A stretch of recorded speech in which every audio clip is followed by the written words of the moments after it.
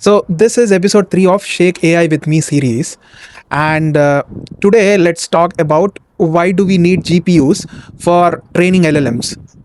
The whole world is running behind computing power, and companies such as Nvidia have propelled that growth with their GPUs. But why do we need GPUs to train a large language model?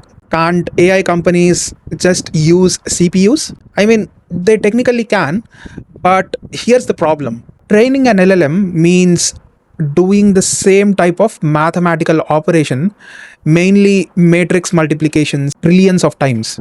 And each matrix multiplication is made up of thousands of smaller calculations and multiplying and adding decimal numbers together. So each one of those calculations is called a flop. A flop stands for floating point operation, like adding or multiplying. So 3.14 and 2.7. That's one flop. GPT-4's training required roughly 10 to the power of 25 of those flop operations. A CPU can absolutely do that math. It just does a few calculations at a time.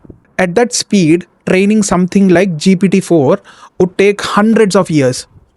A CPU has a handful of powerful cores. So a core is basically a tiny processor. Think of it like a brain. One core equals one brain. A CPU with 8 cores has 8 brains in it.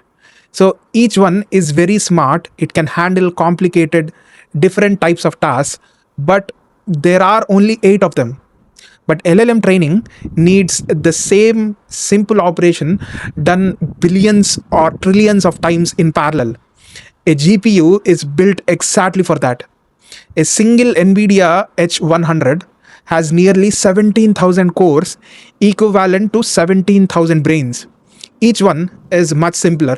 It can only really do basic maths. But when your job is to do flops repeated trillions of times, you don't need a smart brain. You need as many as possible.